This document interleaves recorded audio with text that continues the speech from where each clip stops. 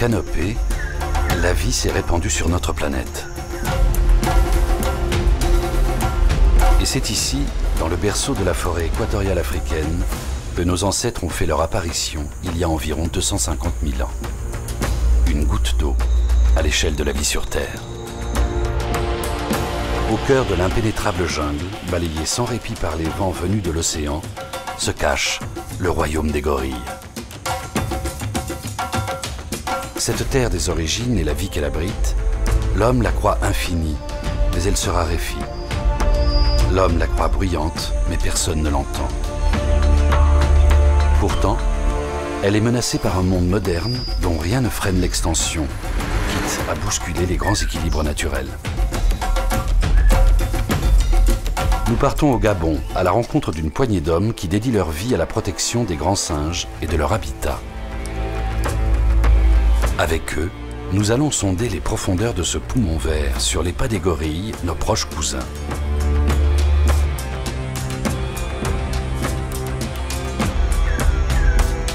Sillonner les racines de notre propre histoire nous amènera à comprendre pourquoi il est essentiel de préserver l'arbre de la vie.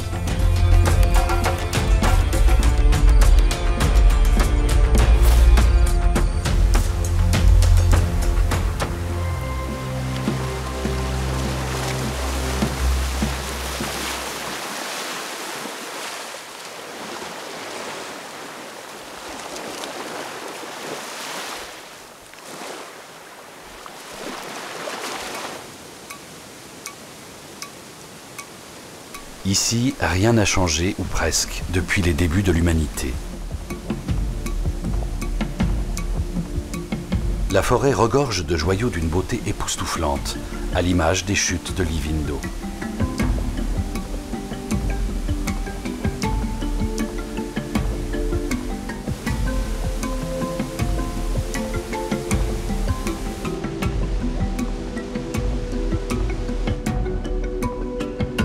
Authentique paradis perdu, abritant une nature exceptionnelle, peuplée d'espèces millénaires. Il a fallu attendre le XXe siècle et le combat de deux femmes passionnées pour nous faire découvrir qui sont les grands singes. Jane Goodall, spécialiste des chimpanzés, et Diane Fossé des gorilles, ont dédié leur vie à les étudier dans leur milieu naturel. Elles ont révolutionné notre vision de ces végétariens pacifiques que beaucoup redoutaient. Grâce à elles, nous savons à quel point cet animal est proche de l'homme. Depuis, d'autres ont pris la relève et poursuivent les recherches. Aujourd'hui encore, nous mesurons qu'il nous reste tant à apprendre de ces êtres incroyables. Avec ses montagnes inaccessibles, la forêt pluviale est loin d'avoir livré toutes les merveilles de son extravagante biodiversité.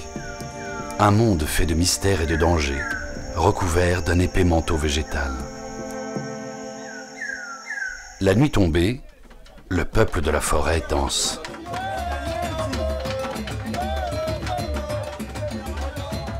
Les Pounous du Gabon ont une simple et belle légende pour expliquer la création du monde.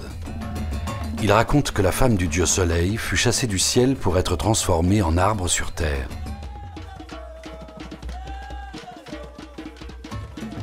Ainsi, la forêt se développa harmonieusement et pour y survivre, l'homme devint cueilleur-chasseur. Ce peuple vénère la luxuriance et la générosité de cette jungle et la remercie avec des cérémonies chamaniques.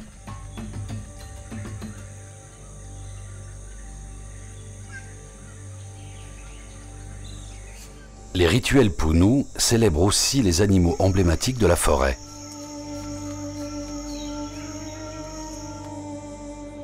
Parmi eux figure notre proche cousin, le gorille. Cet animal totem, mi-homme, mi-bête, a longtemps été perçu par les autochtones comme un être diabolique. La forêt primaire du bassin du Congo est un véritable écrin, dont les scientifiques mesurent à peine la richesse.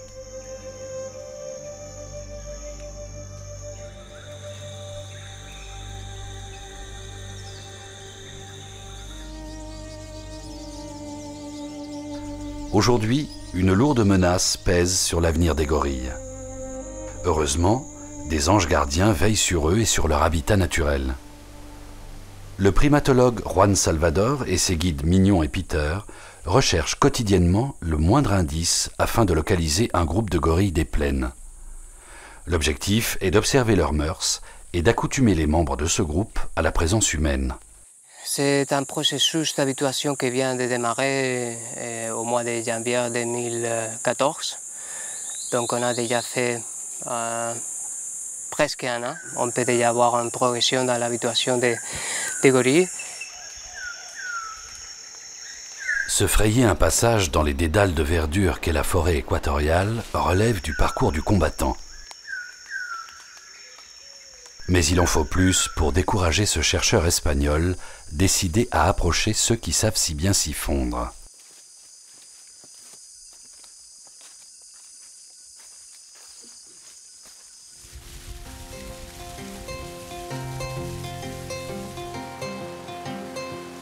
Avant son arrivée au Gabon, Juan a passé plus de 5 ans à observer le comportement de plusieurs espèces de primates dans différentes régions d'Afrique. Fort de ses expériences, sa première initiative en arrivant ici a été d'impliquer les autochtones. Il sait que leur adhésion est essentielle à la réussite du projet. À son grand étonnement, les habitants du village de Doussala l'ont accueilli avec joie. Les Pounous sont l'une des rares ethnies à ne pas consommer de viande de gorille, considérée comme étant trop proche de l'homme.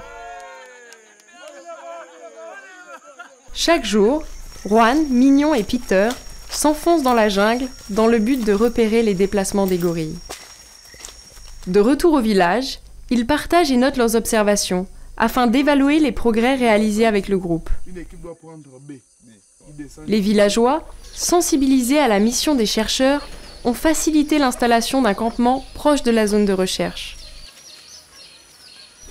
Pour Juan, Mignon et Peter, ils contribuèrent même à l'édification du camp de Dougetsi.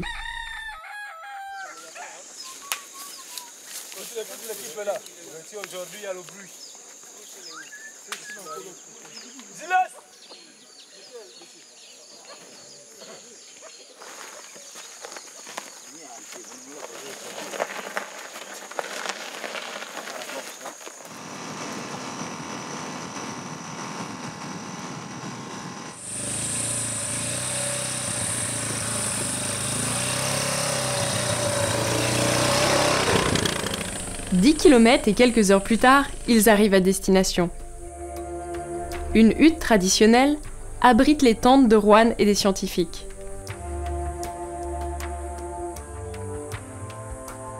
Sans clous ni marteau, les charpentiers locaux utilisent des lianes pour maintenir entre eux les piliers, les chevrons et toute l'ossature en bois des abris. Au fond de la tente des chercheurs se trouve le garde-manger. Des écorces d'arbres forment le bureau sommaire de Juan. En face, la case des pisteurs est équipée d'un fumoir pour cuire et conserver la nourriture.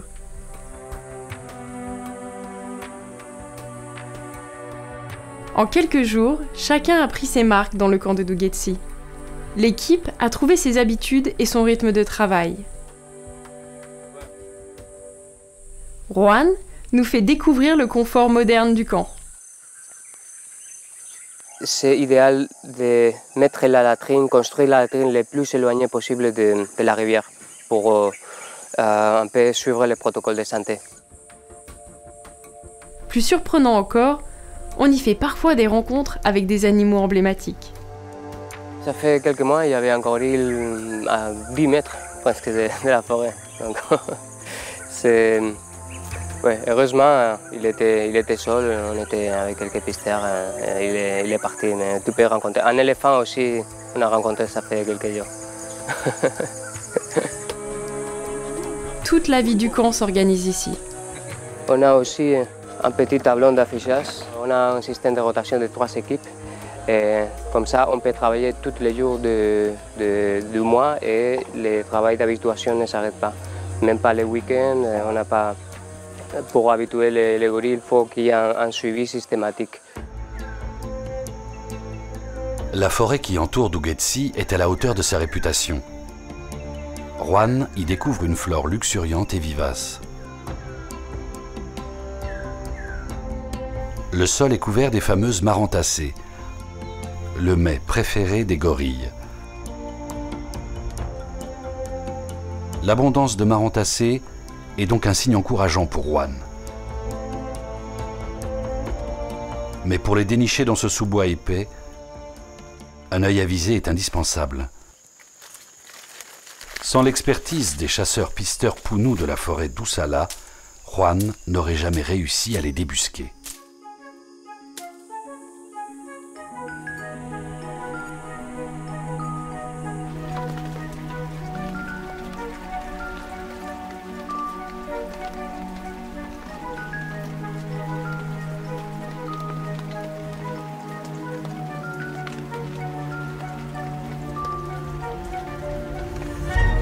Pour l'équipe qui contemple la jungle, le spectacle qui s'offre à leurs yeux est saisissant.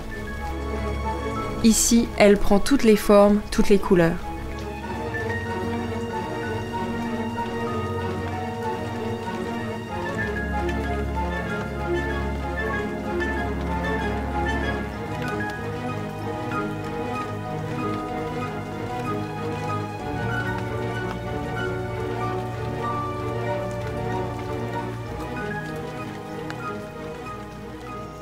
Pour se déplacer dans une végétation aussi foisonnante, les autochtones ont pour habitude d'emprunter les pistes laissées par les éléphants.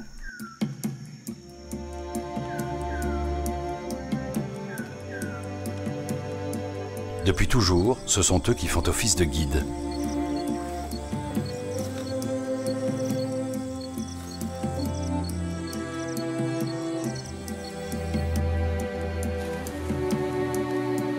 L'éléphant de forêt est une espèce distincte de l'éléphant de savane.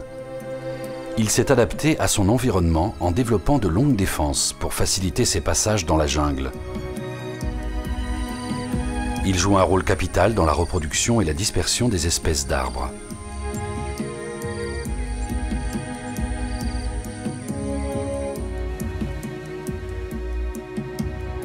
Pour se nourrir, il enroule sa trompe autour des branches et en arrache les feuilles.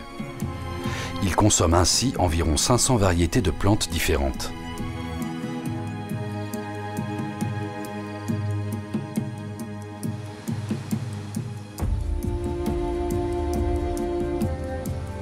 Les graines parcourent l'intestin de l'animal et se retrouvent au gré de sa route, disséminées par ses bouses. Certaines graines seront consommées par des oiseaux.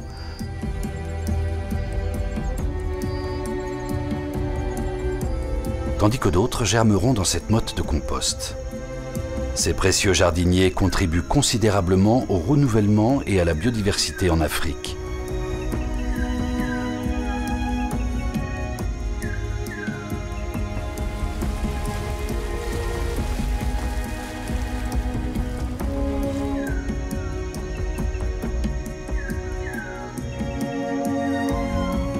D'autant plus que ce pachyderme traverse une variété impressionnante de zones écologiques, isolées par des barrières naturelles.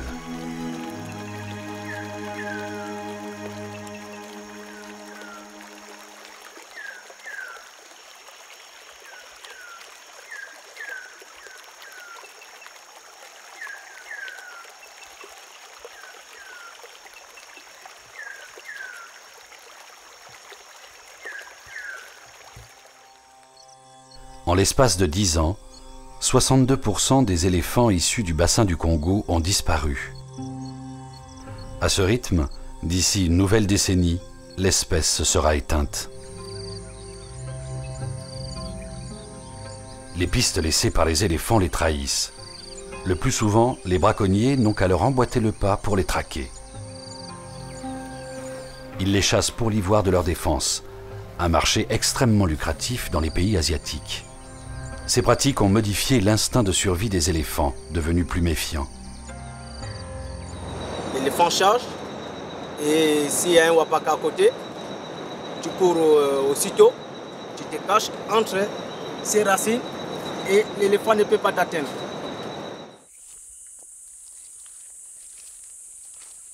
Sur les traces des éléphants, nous retrouvons Juan. Mignon et Peter sont les pisteurs les plus expérimentés du village. Ce sont eux qui, chaque matin, accompagnent Juan dans sa quête de gorilles.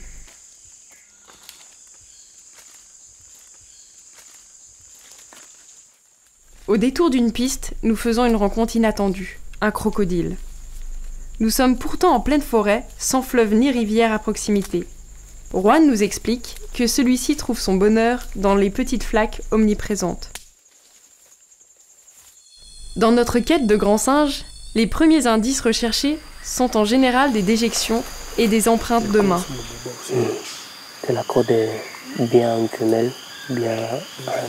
Voilà. Mais qui est passé par ici et quand? Les excréments repérés nous informent. C'est un groupe parce que les enfants ne peuvent pas être seuls dans la forêt, ils sont forcément avec une femelle et les femelles sont toujours avec un mâle. Autre pièce à conviction, des restes de fruits à moitié mâchés. Comme ça, on peut prévoir un peu les mouvements des gorilles, essayer de développer une stratégie pour les trouver sur place. Les places là où il a croqué déjà là. Chaque indice est étudié dans les moindres détails. Ici, on peut apprécier la marque des dents des gorilles. Mais c'est un fruit très apprécié par les gorilles et les humains aussi. Malheureusement, au terme de plusieurs semaines, l'investigation n'a rien révélé de probant. Le groupe est encore farouche et pour le moment, Juan, Mignon et Peter doivent se contenter de contacts sonores. Sur le chemin du retour, une macabre découverte nous attend. Un squelette d'éléphant. Cette carcasse gigantesque nous laisse abasourdis. On pense que c'est un individu jeune parce que les ivoires n'étaient pas trop grands. Tout indique qu'il n'a pas été tué pour nourrir un village. C'est le deuxième cas auquel Juan et ses pisteurs sont confrontés en quelques jours. C'est alarmant. C'est pas normal de trouver les carcasses tous les jours. Pour faire face à ce massacre, le Gabon a déclaré la guerre aux braconniers. L'initiative du biologiste et botaniste Lee White, soutenue par le président Omar Bongo, a permis la création de 13 parcs nationaux.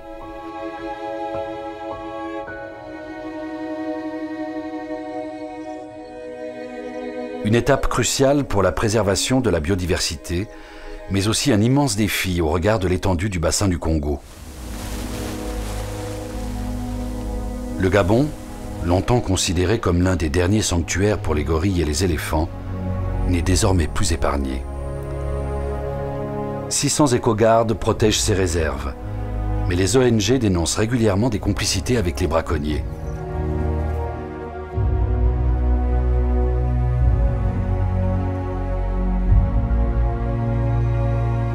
À plus de 2000 $ le kilo, l'attrait est fort pour les populations locales.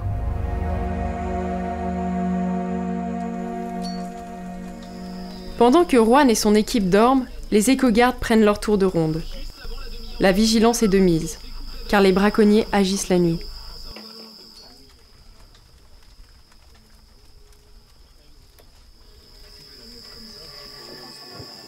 Dans l'obscurité la plus totale, les éco-gardes circulent en silence pour ne pas alerter les éventuels rôdeurs. Soudain, devant eux, un piège. Ils sont constitués de nœuds coulants, dissimulés sous un tas de feuilles. Mais ils n'en sont pas moins dangereux. Si un gorille pose une patte dans le piège, tous ses efforts pour s'en dégager ne feront que le cisailler davantage. Donc là, nous allons détruire le piège. Diane Fossé, dans son livre « Gorille dans la brume », témoignait au sujet du braconnage. Faire la chasse aux braconniers devint l'une de nos occupations quotidiennes. C'était réconfortant de découvrir un piège et de le détruire avant qu'il ne se referme sur une victime.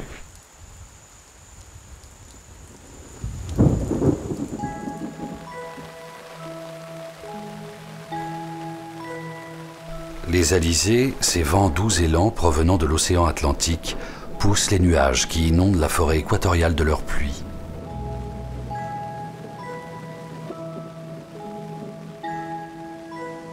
L'humidité est ici l'une des plus élevées au monde.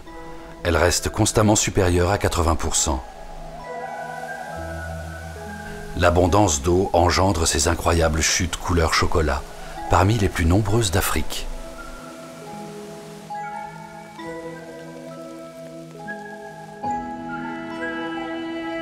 Les intenses pluies tropicales alimentent aussi cette gigantesque forêt qui recouvre les 4/5 du territoire gabonais.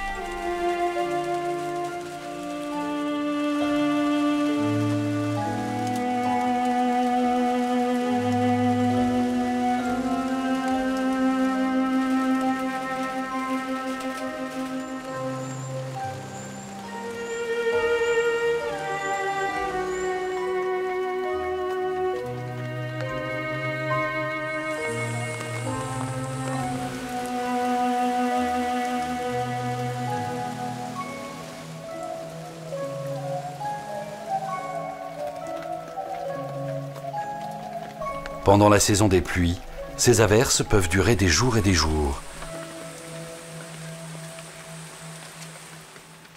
D'interminables trompes d'eau qui interdisent toute tentative d'expédition.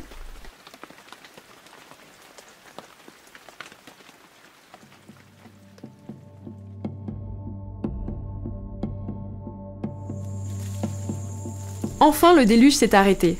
Sans perdre de temps, Juan, Mignon et Peter reprennent le cours de leurs observations.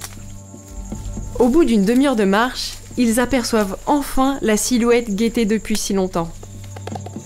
On a écouté les coups de poitrine dans du dos argenté, donc on a suivi la direction.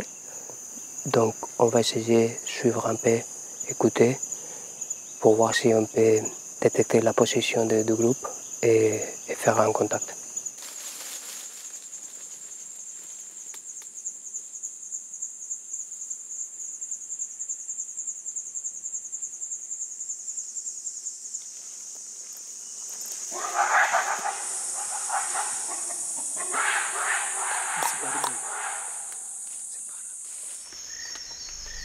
Il s'agit apparemment d'un groupe assez important.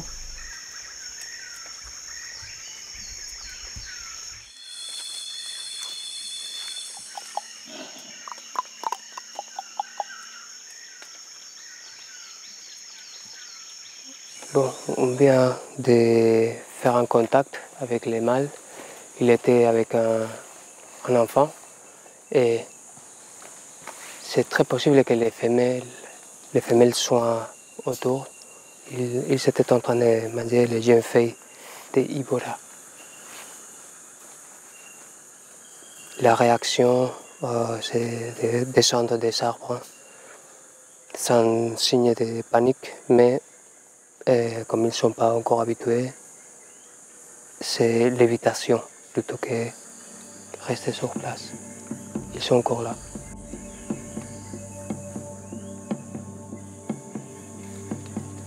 On va essayer de continuer.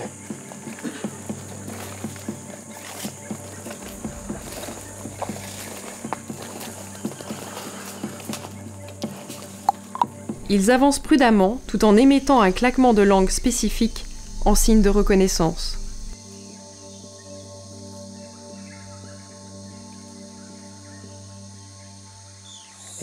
Un sort de claquement, comme quelque chose comme ça. L'objectif, c'est qu'ils puissent associer ces sons-là à la façon de dire « Salut, on est ici, on ne veut pas de problème, et on est des amis ». Face aux cris transperçants d'un gorille à dos argenté de plus de 200 kg, il y a de quoi être impressionné. Il était en train d'appeler les femelles et il sent qu'il les a perdues.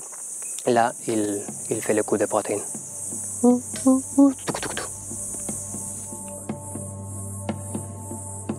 Les gorilles aussi ont dû nous juger menaçants. Malgré toutes nos précautions, ils décident de fuir notre présence.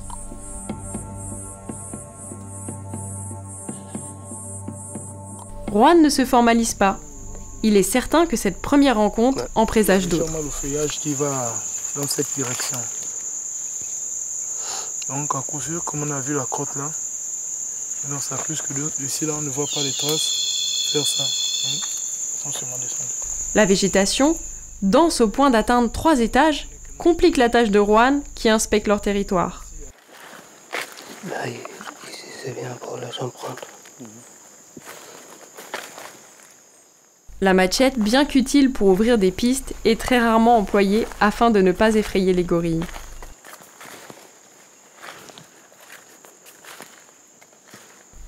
Peter s'en sert quant à lui pour couper un morceau de liane, gorgé d'eau, et improvise une bouteille pour étancher sa soif.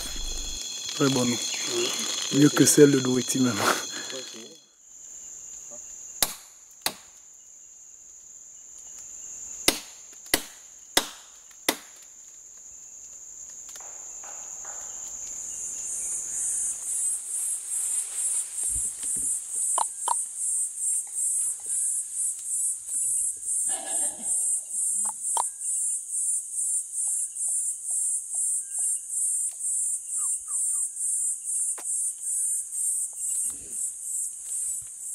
Ils se mettent à la recherche d'éléments susceptibles de les aider à déterminer dans quelle direction le groupe a pu se diriger. Donc on va essayer de suivre les traces et essayer de tomber encore sur le groupe. Il y a les petites crottes d'un enfant, on peut voir ici.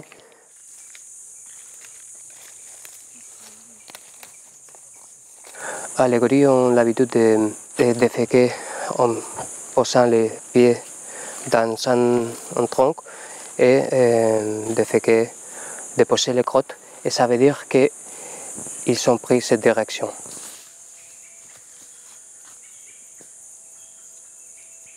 C'est l'empreinte d'un enfant qui nous montre qu'ils ont suivi cette direction. Donc ça c'est la maman. Ces preuves viennent confirmer la thèse de Juan qu'il s'agit bien d'un groupe avec de jeunes enfants. Rien ne ressemble plus à un gorille qu'un autre gorille. Difficile de les distinguer. Seules les petites marques entre le nez et le front varient. Contrairement aux chimpanzés, dont la couleur de pelage change d'un individu à l'autre, ainsi que l'implantation des poils au sommet du crâne.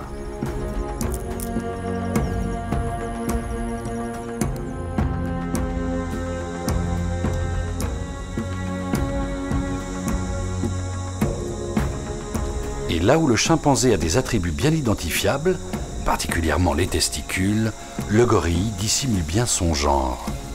Seul le mâle adulte est facilement repérable à son dos argenté et à sa corpulence.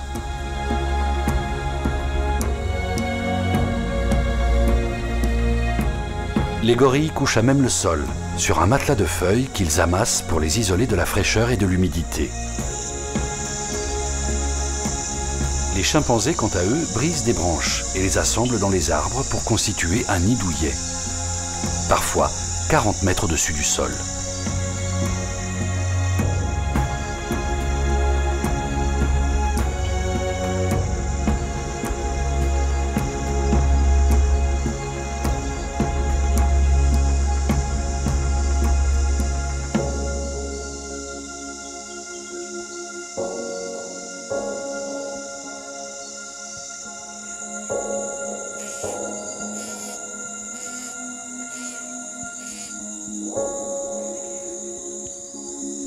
Le comportement social du chimpanzé est très différent.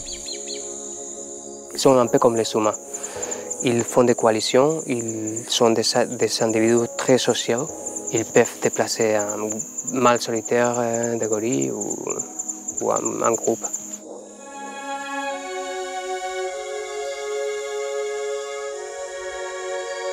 Se font-ils la guerre? A priori non. Leur volonté serait plutôt de s'éviter au maximum. Face à ces regards pleins d'humanité, il est triste de constater que le chimpanzé a déjà disparu de plusieurs pays, tout comme les gorilles. Dans ce paradis, l'enfer existe aussi.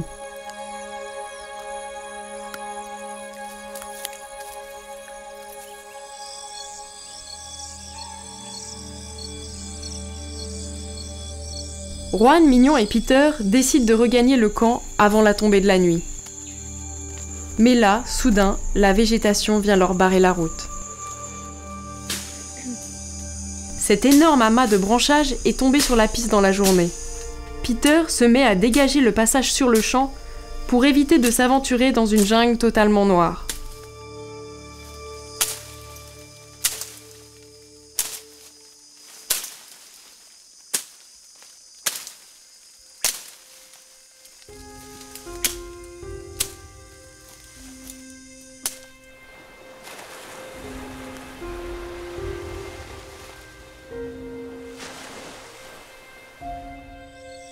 De retour au camp, Peter s'emploie à réparer le groupe électrogène en panne.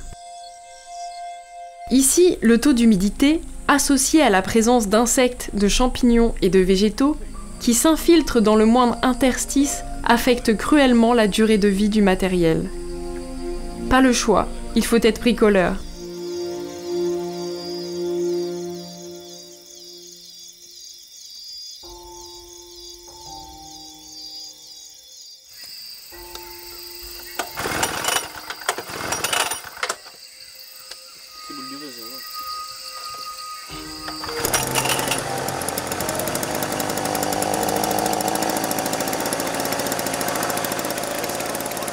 Peter a trouvé une astuce pour relancer le groupe électrogène. L'ensemble de l'équipe saute sur l'occasion de recharger tous les appareils. Les personnes extérieures au campement ne s'y rendent que très rarement. Les pisteurs invitent notre équipière, Marie, afin de résoudre un problème électronique. Un petit problème de clé USB, hein. Le soir, le menu varie peu. Poulet ou poulet fumé, accompagné de riz et petits pois. Il est évident que l'on ne vient pas ici pour la gastronomie, mais davantage pour une philosophie de vie basée sur l'essentiel. Après le dîner, les pisteurs jouent aux cartes pour se détendre et passer un bon moment. De son côté, Juan consigne les événements de la journée. Le processus d'habituation impose non seulement de suivre les gorilles pour les observer, mais aussi de faire en sorte d'être vu par eux.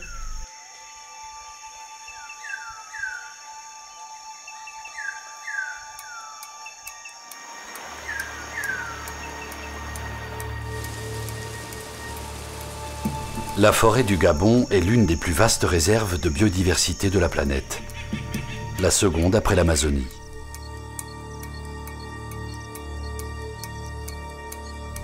Mais malgré son imposante surface, elle reste fragile. Toucher à l'un de ses composants perturbe durablement son équilibre global.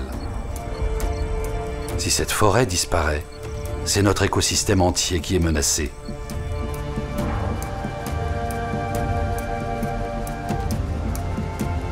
Il appartient à l'homme de tout mettre en œuvre pour la préserver.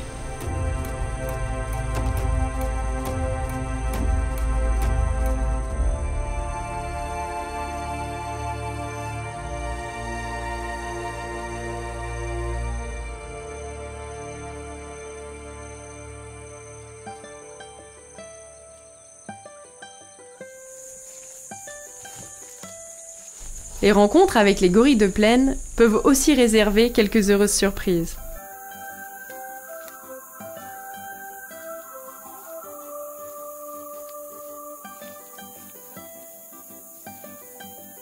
On a trouvé le groupe d'habituation en train de manger dans un arbre et les chimpanzés au bas sur le terrain.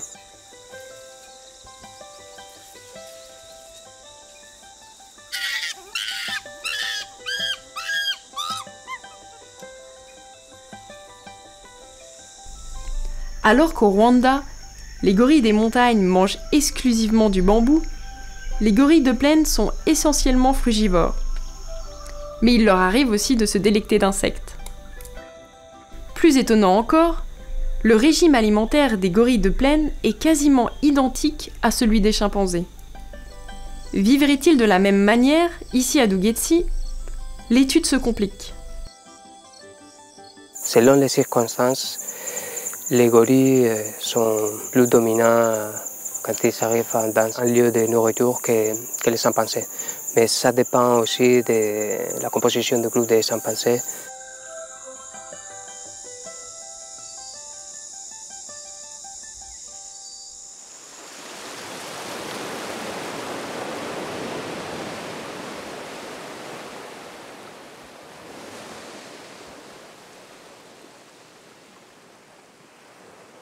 Cette jungle dissimule d'autres primates, comme le plus spectaculaire et le plus coloré d'entre eux, le mandrill. On ne trouve le mandrill que dans le centre de l'Afrique.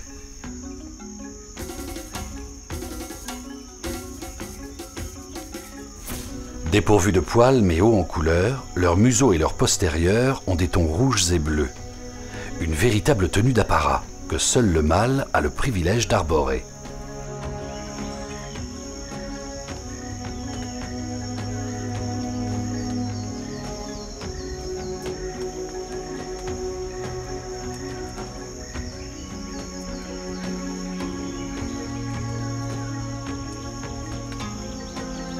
Les mandrills sont sociables et vivent en groupe de 20 à 50 individus, protégés par un ou plusieurs mâles plus âgés.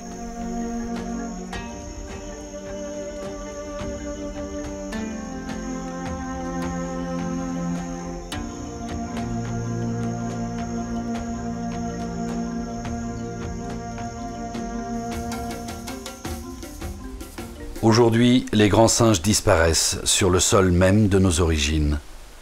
Et avec eux, un pan entier de l'histoire de l'humanité.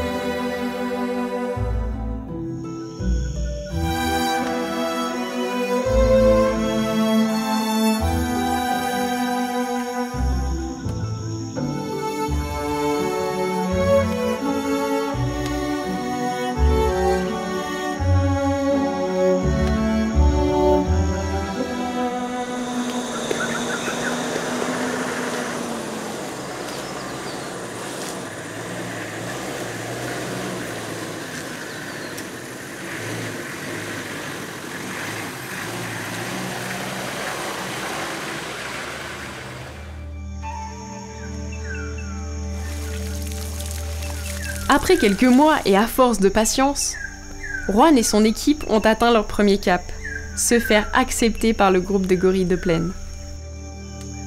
Désormais, leur présence n'interrompt plus les gorilles dans leurs activités.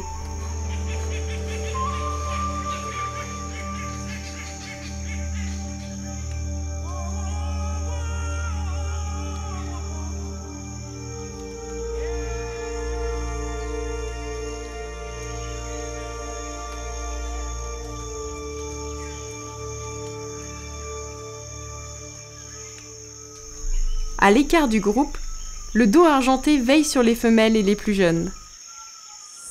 Il suit toujours les femelles. Les femelles, ce sont ceux qui font bouger le groupe parce qu'elles sont en train de chercher la nourriture pour les enfants.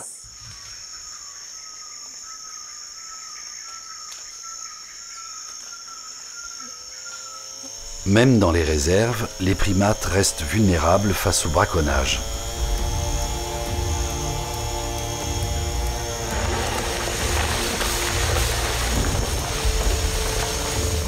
La situation est aggravée par la pression des activités humaines jouxtant le parc.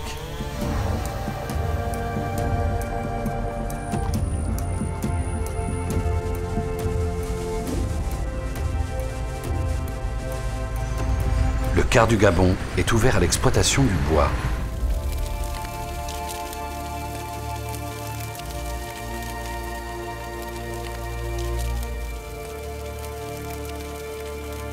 La déforestation crée plus de contacts entre humains et faune sauvage.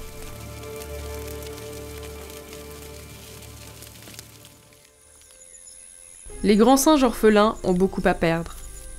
Cécile Martin des parcs nationaux se bat pour leur survie. Ils peuvent se laisser dépérir parce que c'est le lien là, c'est vraiment un lien affectif profond entre l'enfant et la mère. Alors je dis l'enfant, mais voilà, c'est vraiment ça.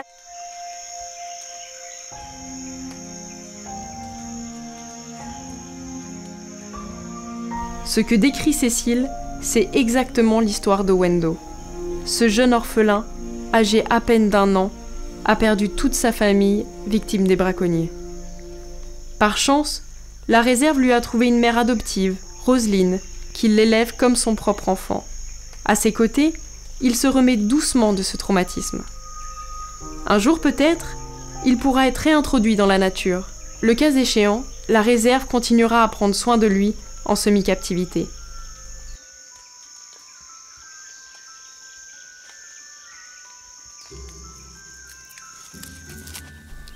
Pour faire face à ce phénomène, le ministère, les parcs nationaux du Gabon et les associations, dont celle de Roanne, se sont rassemblés pour former un vaste réseau nommé l'Alliance Grand Singe. Leur but, réintroduire ces primates en semi-liberté ou dans leur milieu naturel.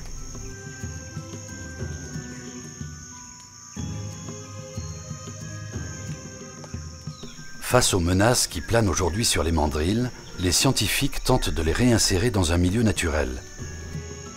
Ils composent des groupes constitués de spécimens recueillis et soignés, qui évoluent ensuite en totale liberté. C'est une première, un dernier espoir de sauvetage. Il y a des mâles qui ont migré, qu'on a croisés avec un groupe de mandrilles sauvages récemment. Donc eux, ils se sont bien adaptés puisqu'ils ont réussi à s'intégrer avec des sauvages. Après, bon, il y avait 2 bébés de 6 mois, il y en a un qui a survécu, l'autre pas, mais ça faisait partie des risques aussi en emmenant un bébé aussi jeune. Donc on était conscient que ça pouvait être des pertes qu'on aurait. Et voilà, des femelles qu'on a perdues et on les a perdues au moment du relâcher, donc on ne peut pas savoir en fait ce qui leur est arrivé. La saison des pluies, avec sa prolifération de fruits, favorise l'autonomie des mandrilles qui sont moins tributaires de l'homme. Pour l'heure, l'équipe veille à complémenter leur alimentation. Le Gabon est le territoire le plus propice à leur survie. Sinon, ce qui est positif aussi, c'est qu'il y a au moins 2 femelles qui sont en gestation actuellement. Donc ça, c'est aussi une réussite. Ensuite, la prochaine étape, ce sera de voir si les petits arrivent à survivre ici dans le milieu naturel. Ce sont des démarches longues, sur du long terme, parce qu'il faut leur réapprendre à vivre comme un vrai chimpanzé ou comme un vrai gorille. Les orphelins sont d'abord placés au CIRMF, le Centre international de recherche médicale de Franceville, comme ce jeune dos argenté prénommé Jojo. Pour vérifier que Jojo est sain, non porteur de virus ni pathogène, il subit une période de quarantaine isolé dans une cage. Il sera ensuite placé dans une réserve. Il y a énormément de grands singes détenus en captivité au Gabon. Malgré tous les efforts, malgré les programmes de sensibilisation, il reste encore trop de personnes qui sont peu sensibilisées et peu informées.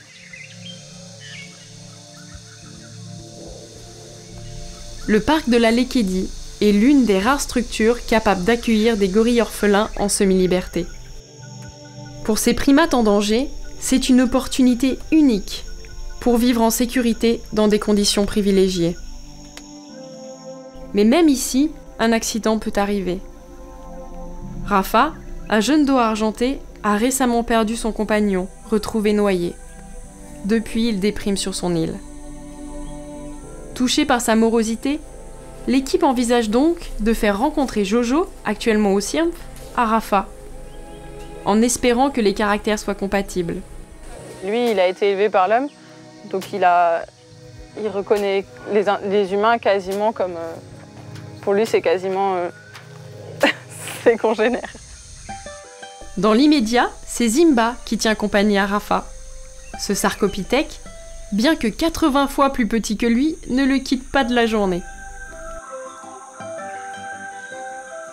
Ces initiatives de préservation, engagées par le Gabon, en font un exemple pour les autres pays d'Afrique. On peut changer les choses, et donc c'est en travaillant comme ça sur de l'éducation à l'environnement qu'on peut essayer d'avoir des comportements responsables et qu'on espère que demain on aura des leaders politiques encore plus responsables.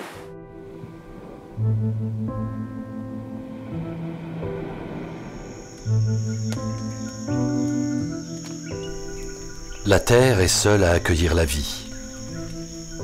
La terre est à partager.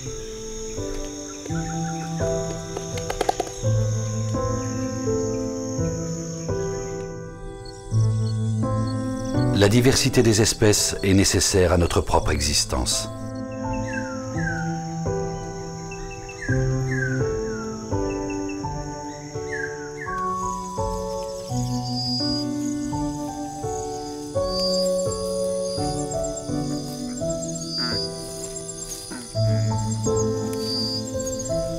De l'autre côté de la Terre, loin de nos racines.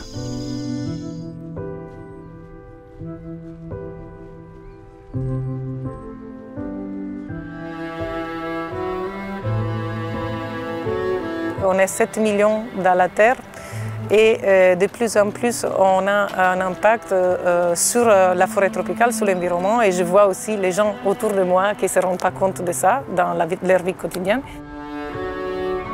Doit-on se préparer à vivre dans un monde où les représentants de chaque espèce animale ne seront visibles que dans des musées?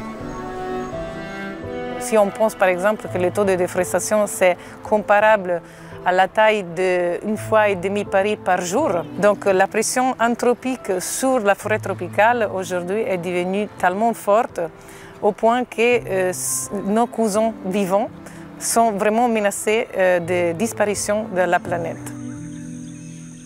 La principale solution étudiée contre le braconnage et la déforestation est l'écotourisme.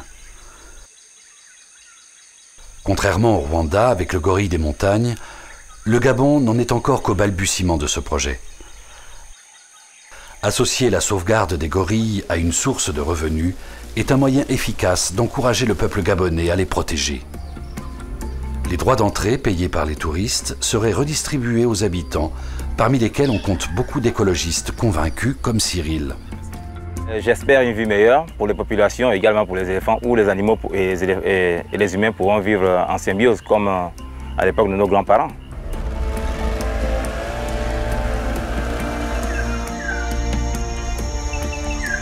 Le projet de Roanne vise à terme d'être en mesure d'accueillir des touristes. Avec l'aide de son équipe, il commence à défricher une parcelle pour préparer les structures qui les accueilleront.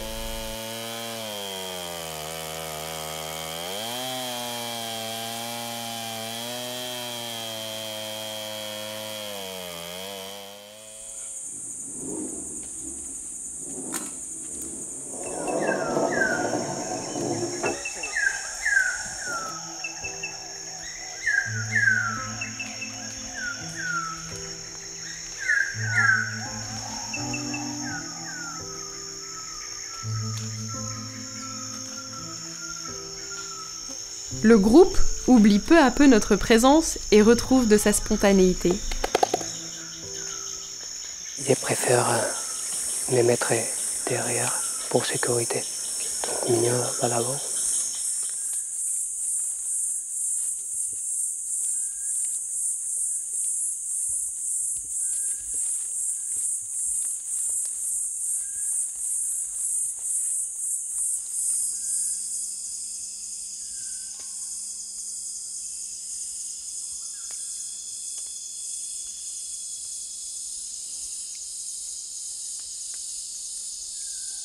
Il peut te signaler qu'il n'est pas content, il te fait un petit son pour t'avertir que c'est pas bon, arrête-toi là-bas. Pourquoi s'arrêter? Pour deux raisons majeures. D'abord, les gorilles contractent assez facilement certaines maladies humaines. Rhume, grippe, tuberculose, et le plus souvent, elles sont fatales. De plus, instaurer une trop grande familiarité entre humains et gorilles présente un danger. Ceux-ci risquent ensuite de moins se méfier des braconniers.